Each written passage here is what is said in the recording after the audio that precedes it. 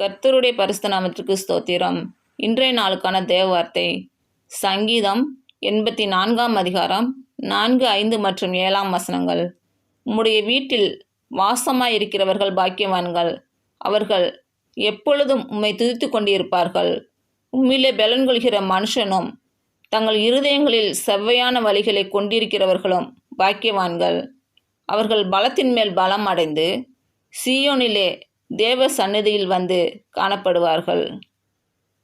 இன்று பிறந்த நாள் மற்றும் திருமண நாள் காணும் அனைவருக்கும் இயேசு கிறிஸ்துவின் நாமத்தினாலே வாழ்த்துக்கள்.